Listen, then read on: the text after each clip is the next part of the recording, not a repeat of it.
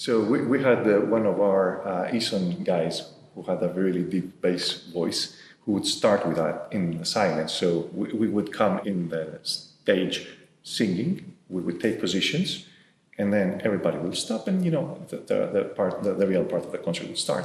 And then in the silence, you would hear Damianos say, "Se pater cosmon, pater eonon, melpomenomou, pasete theou, logi midule." So he would go really deep. It's a crowd pleaser, isn't it? And you would instantly know that it would give chills to everyone, and it was totally silent in the room. And then the whole choir would start with higher voices going, "Pritani, oh." And this would create, let's say, the basis of where we start from. So this is point zero for our tradition.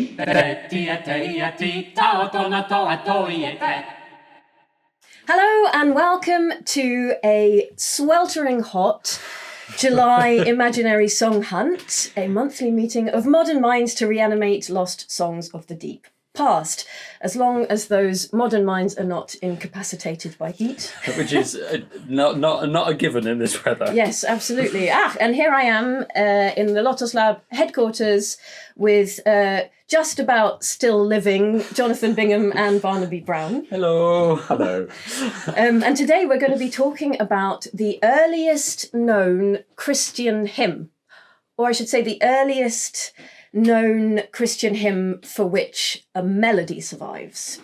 Because there are older texts, but this is the oldest with music notation, and it's transmitted on papyrus at the end of the 3rd century of the Common Era, and it comes from Oxyrhynchus in Egypt, where it was discovered in 1918, and it's now housed in the Oxyrhynchus papyrus collection at Oxford University.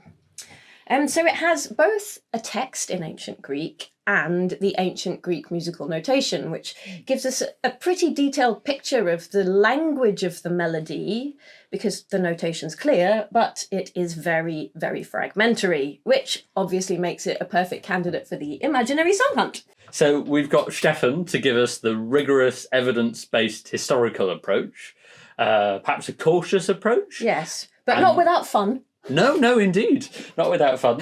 And then we've got Anastasios to give us a taste of what it sounds like in this still living tradition. A noble and wondrous tradition. Yeah. Absolutely. It's an amazing piece of musical evidence. We hope you'll enjoy getting to grips with it as much as we have. Okay, let's see. So I'd again started the more completed.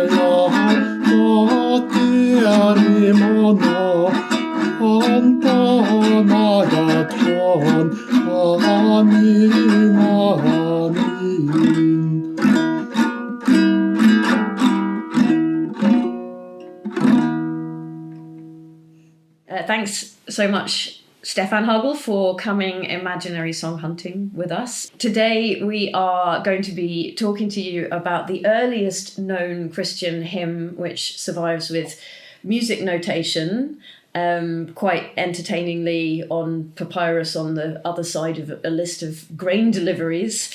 So an amazing document which obviously we want to sing and perform. So we're going to extract as much information as we possibly can out of you today in order to help us do that. Because there are lots of holes. Lots and lots and lots of holes, literal and figurative, in our understanding of this source. So this document comes from the 3rd century, and this was a very interesting time in the history of Christian worship. It was a time when we know that Christians were horrifically persecuted, but there were also times of kind of relative piece. And so I'd like to ask really about that. What was Christian worship like in the 3rd century when this document was written down, and what sorts of evidence do we have that tell us about that? Yeah, the document is dated around the end of the 3rd century, which obviously means around the year 300. So we don't know specifically the date, how this relates to any persecutions or whatever. The papyrus is something that was discarded. It was evidently not part of a songbook, because as you mentioned, there is older text on the other side, so it was reused for something, probably just one page you could sing from. They turned it around to have a wide margin text. Yeah, for what it was used, we simply don't know. Whether it was used in some official Christian liturgy, that's possible, that's perhaps not so probable.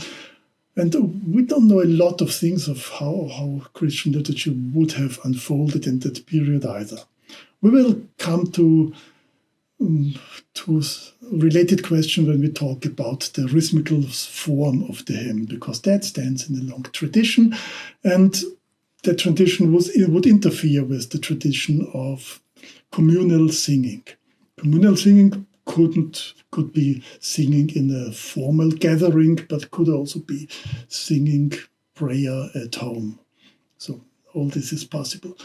We do have in the hymn talk about us singing. So it might be more likely that this was meant for several people to be sung together, but even that is not absolutely certain, because also one person could refer to themselves singing on another occasion together with others. There's lots of ways you could interpret that plural, aren't there? Yeah. And are there any other sources that can tell us anything about this kind of singing tradition, or is there really nothing written about what worship was like in the late 3rd, early 4th century? What's really surprising here is that we got ancient musical notation here, which we otherwise know only from what we would call a pagan context. So theatre, and Christians would not be supposed to attend the theatre because of all the connections to pagan customs, pagan of religion, cult, and also because of what you were shown there. So the context normally does not fit well. But ancient notation was also used in musical education, and this is a much better bridge. So it's an educated community. It's definitely highly literate community. So that's a poem. That's a poem in quite okay ancient meter. So they knew what they were doing. It's composed according to ancient forms. So there's nothing surprising in that hymn from the viewpoint of ancient music. On the contrary, it seems to insert itself into a long-standing tradition which has obvious roots in pagan times, pagan culture. And we don't see any connections to specifically non-Greco-Roman culture, as in there's nothing particularly Syrian, Oriental, whatever we would imagine that would be in that. Even so, we have no real reason to assume that Syrian music was very different from Greek music at that period. So all we can do here is retro-project modern ideas of Eastern music, which probably was not at all what Eastern music was at that period. So there's nothing we can sense in it that is remotely Palestinian or Hebrew or Persian. We have nothing Hebrew from that time. We have nothing Persian from that time. What we get from that region at the earliest is at the heydays of the Abbasid Caliphate. So we are around the year 800 plus minus. And there we get the musical tradition which fits very well in with the heritage of classical antiquity. So there's really quite an extraordinary continuity with classical antiquity in the meter and in the use of notation, the ancient Greek notation. Absolutely in that hymn, but also to a large degree in the later Caliphate sources until the High Middle Ages. So whether this is continuity with particularly the Greek and Roman world, or whether this is just part of a much larger picture. So we know that some of the scales had been used 2,000 years earlier in the cuneiform sources in Babylonian culture. So that's a very wide horizon. I have a couple more questions about the papyrus, and the first is just about the fine context, because we haven't talked about where this document comes from and the other documents that were found in the same location around about the same time. Could you just tell us a little bit more about the context? Yeah, that's one of the so-called Oxyrhynchus papyri, and those are writings that have been disposed of at some point. So, as in thrown away? As in thrown away, yes. And these are found in Egypt, right? Yeah, these were found Egypt. in large numbers in Egypt. Publishing is still an ongoing endeavor. And how large is this collection? These are thousands, I think, but they got a very good website where you can access all of them in high resolution. In terms of the uniqueness of this text, being a Christian hymn with the ancient Greek notation system used to show the melody. So this is something very unusual, but it seems in my head comparable to some of the accidents of survival or the reasons for survival of melodies in early medieval manuscripts, which is that often things get written down because they're used in a pedagogical context. And so for that reason, we have the sort of pseudo-Greek early medieval notation, the Dacian notation, which is only used in treatises. Could this be an example of something similar? It was written down not for posterity, not for practical use, but as part of a teaching practice. It was hardly written down for posterity, and in the end it was thrown away as well. Like school books often are. But I think it's unlikely that this was a schooling context, because in education you wouldn't have a Christian song. If you went to a school, you would have all the pagan literature, so you would base your education on Homer and all the orators, such things. But there was no Christian boarding school anywhere there in Northern Africa you would send your kids to. So this, and generally musical notation is a very practical thing. So you might learn it in school because you'd use it in real life, but there wouldn't be much use for it just for schooling purposes.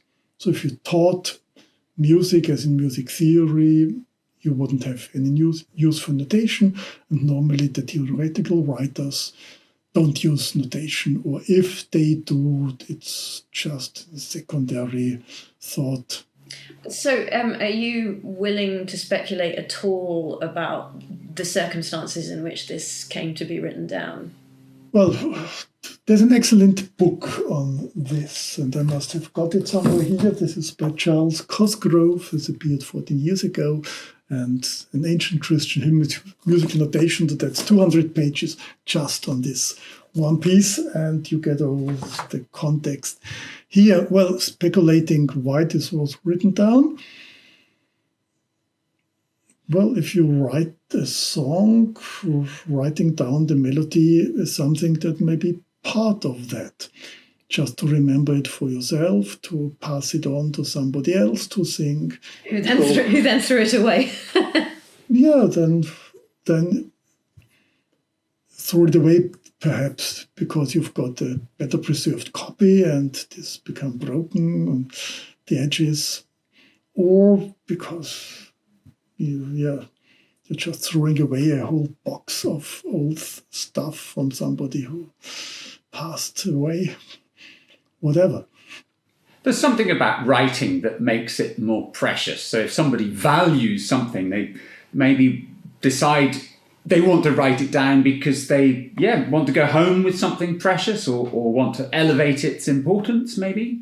Well, I think they used writing for practical reasons, not to elevate something important. They used writing a lot. They wrote letters, and it was an everyday thing, writing. So if you had to convey something to somebody absent, or if you needed to document something for later reference, you use writing, as you do nowadays. Yeah. So, shall we delve into it then, and take a look at the text and the notation of the hymn? Yeah, shall we have a look at how the thing looks, perhaps?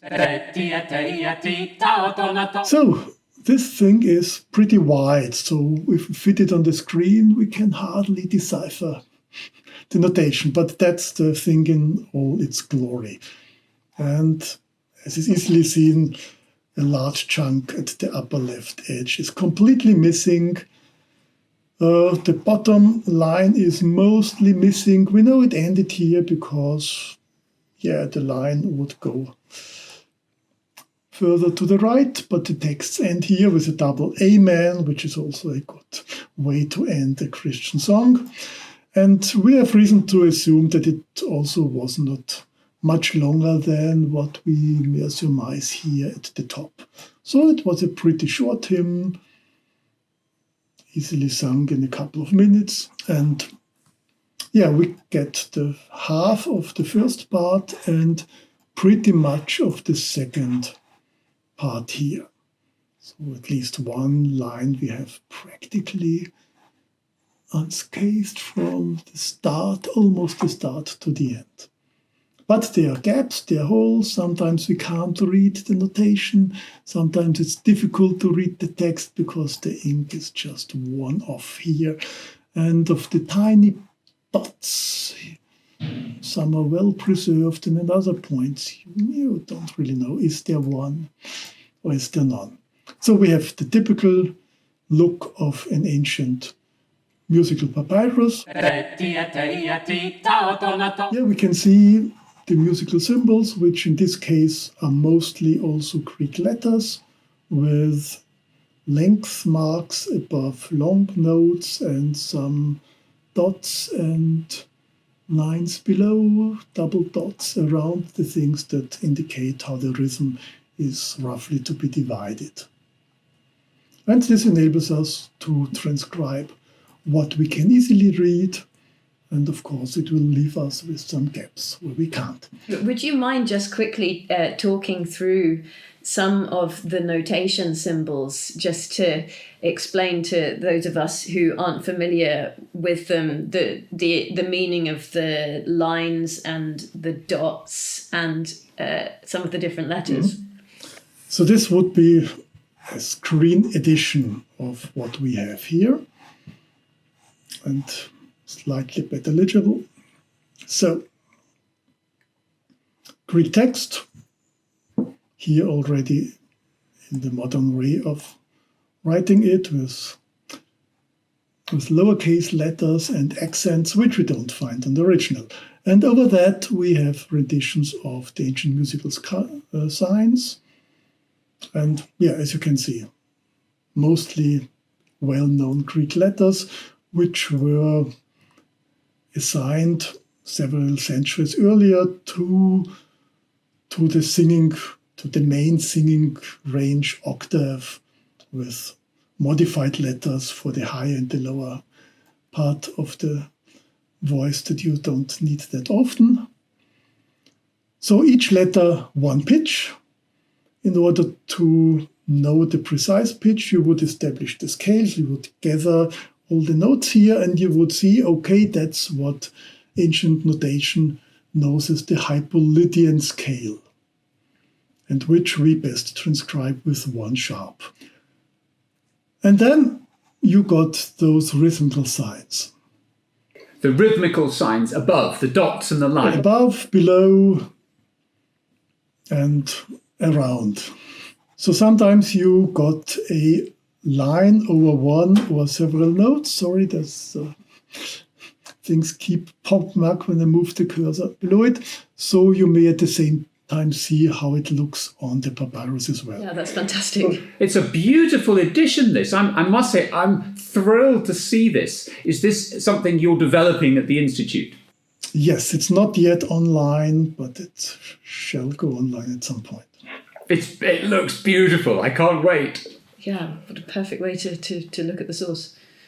So you have two notes with a length sign, meaning the two notes together take up 2 times in the rhythmical division of time. So they're just two single time value notes to a long note. So nothing exciting here. Here, one note, double time. We wouldn't even need that because we know it from the meter, but further we go into time in ancient notation, the more meticulously they notate those rhythmical values, even where this is a bit redundant. And then we got the dots, and the dots tell us this is the weak position in the rhythm, and where there's no dot, we got the strong position in the rhythm, or we got the place in the papyrus where the dot has vanished for some reason. Then we got those double points, which are never described in the texts, so we don't know what the ancients precisely thought about them. But from all those surviving papyri, we can say that they served to distinguish groups of notes from what preceded. So here, 2 notes are following, and they are separated from what comes before, which is funny because they're also taken together by that length mark. So again, that looks redundant. But here, where we have a short note on 2 notes, we need the double dot much more urgently, because otherwise we might think that the second note already might belong to the next syllable, especially if the text is written more closely together. So these symbols really resolve ambiguities. They do, yes. So, Stefan, if we look at the text itself, various people over the last 100 years or more have tried to fill in the gaps. What do you have any feeling about the text? I mean, we shared one version that has been recorded on YouTube. Lots of people have sung it. Are there some big questions there, or is it pretty good? Well, the first part is just lost. So we don't know what there was. We cannot complement lost lines. So what we do have is just an example what might have been there taken, put together from other anapaestic hymns by Egert Pöhlmann in his edition. So that's 1970 edition. And Pöhlmann has been used by many musicians without mentioning him. So it seems that his supplements have been around without people acknowledging who made them. Well, let's definitely do that, because it's an enormous amount of work, and it makes it accessible, because of course people want to sing a complete text. I think most people agree now that it can't be completely right. So the greatest problem here is the first extant word, which ends in utaneo, which here in Pöhlmann's version accepts an earlier supplement to prytaneo, meaning prytaneo. That would be a misspelling, which might be okay, but it's metrically completely wrong. So while the Greek word spells Britannia with two shorts at the start, what is needed here would be Britannia with two longs at the start. And even though the metrical license here, that's not a possible metrical license. So that would mean that the thing was composed by somebody who did not know his Greek poetry. And that's just very, very unlikely, because the rest is okay. I mean, there's patera, there's Hagion Pneuma, the Father and the Holy Spirit, and they all end with a short vowel, but we need a long position. But it's easily done while performing. With patera, kuyon, you just leave a rest here. So that doesn't really disturb this language here. It's just a license. But if you think Britannia, where it should be Britannia, it destroys the language. And people would have known that. The word existed in ancient poetry that people all read. So, yeah, that can't be right. Do you have a better solution? Have other solutions been proposed? Solutions have been proposed. Utan eo, not the dawn, which would fit at least as well into the cosmic imagery which we get developed here than the town hall, which Britannion might mean, and which would have to be transferred to the heavenly town hall of angels or something like that, which is not impossible, which we find in other Christian writers. But yeah, but with correct spelling and everything.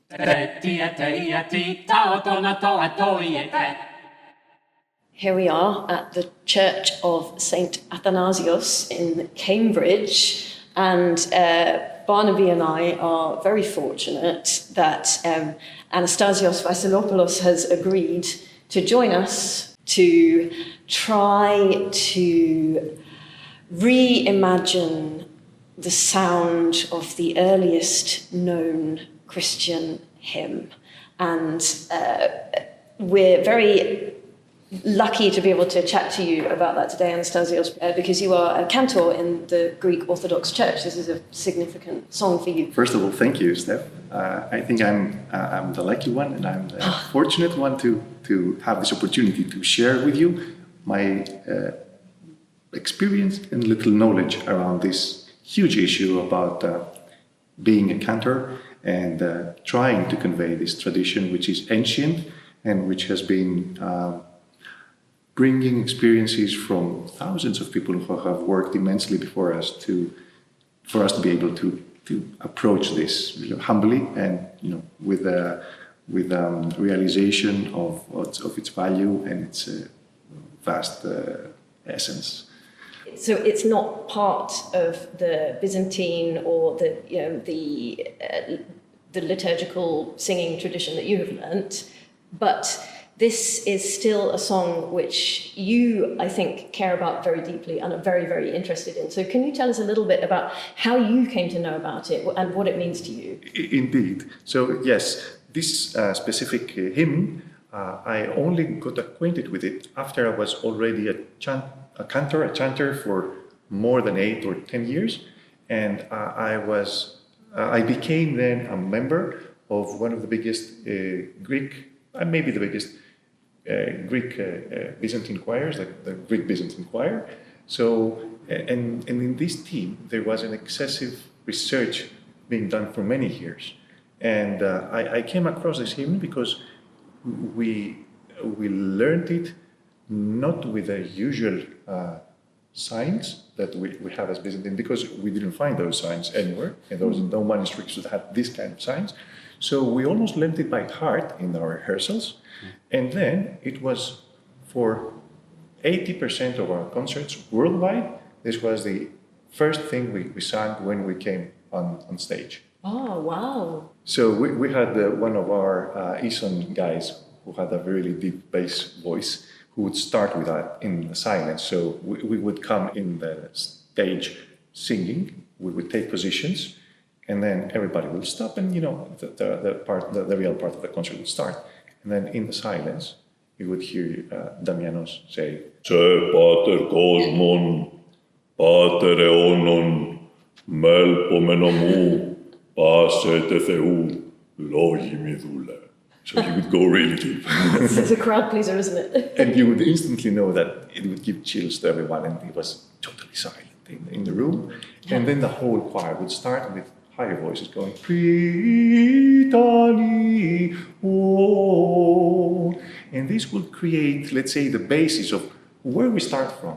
So this is point zero for our tradition, at least for those cantors who do research, because not all Byzantine cantors do research. Most of them are just learning in schools, getting their professional diploma.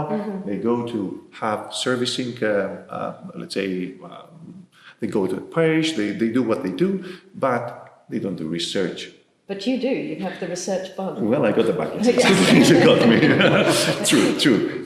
And that's because, thanks to Lykurgos, our professor and teacher and conductor for so many years in the Greek Byzantine Choir, we learned to love to go into manuscripts, to compare texts, to understand them better, to start looking in the early years and understand how this music was becoming more and more richer and richer.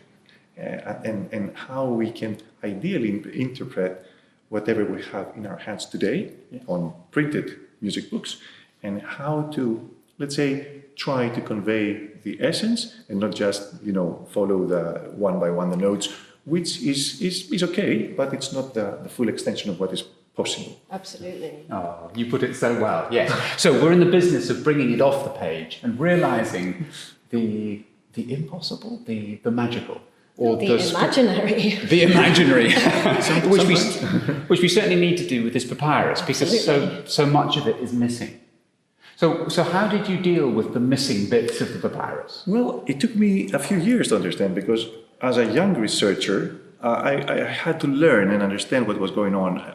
I wasn't a researcher right when I went in the choir. For many years, I was just a cantor trying to understand what's going on. So I realized that missing parts were just referred by our bass guy, Damianos, on a straight, no singing, but just ison. Yeah. So holding at the same note. And then whatever was the music that was on the papyrus would go with full music with our choir.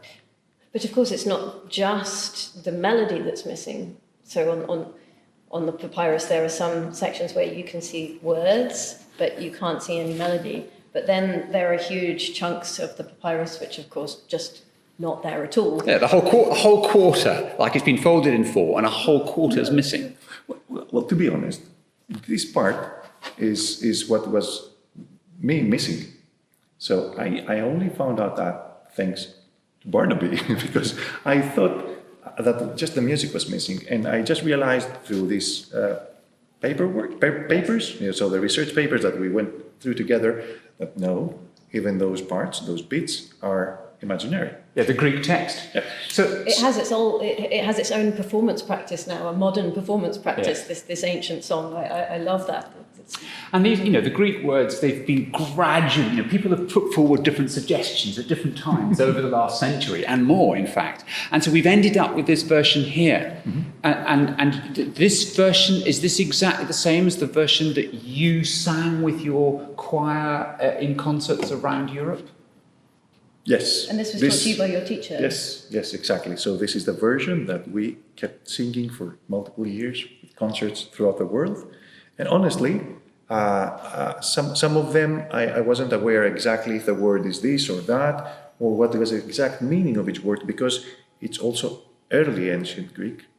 So it's not easy for me, based on, I'm not an ancient Greek philologos, so I had to try to find out the meanings, and yeah. So it feels to you like ancient Greek. It's not modern Greek.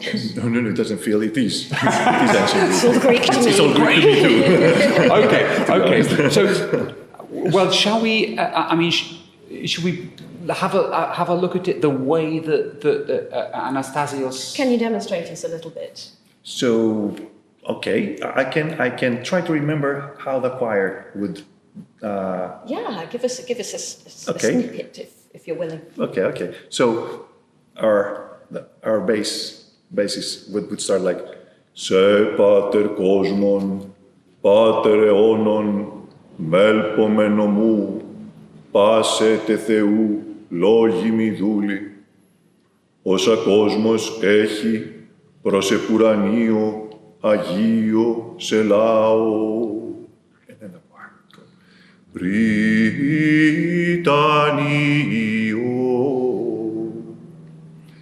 σιγάτο, μη δάστραφα έσφορα λάμπεστον, απολυπώντων ρηπέπνιον πηγέ, ποταμών ροθείων πάσε,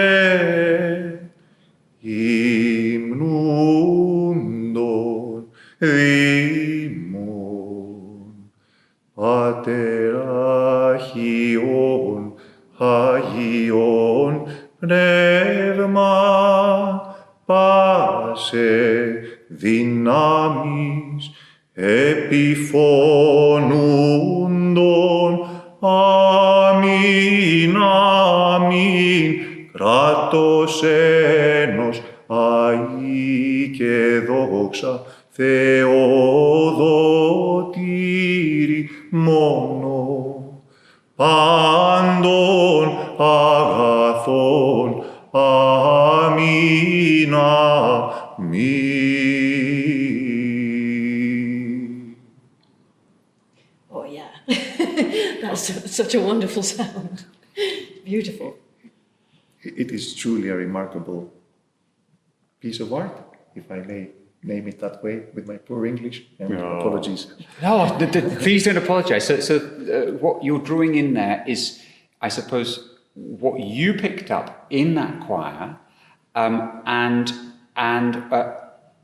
I've had the privilege of living across the road from this church and stumbling in on Easter Day and hearing your voice from the back of the congregation and just feeling that magic that we've just felt now in close proximity and thinking, I want to work with that man. I remember that day, and I was amazed. I said, oh my God, I'm in Cambridge, and someone who is looking into ancient music approached me. I was discussing it with my wife, and said, Mariana, I need to tell you. And it was an amazing meeting that day, and I'm so happy that we had the chance to repeat those interactions, and here we are. Well, So, it's been a lovely journey. And what I'm aware of, and I'm now going to invite you to do, is to share with Steph and those listening to this, the journey that begins when we go beyond singing those bits on a single note.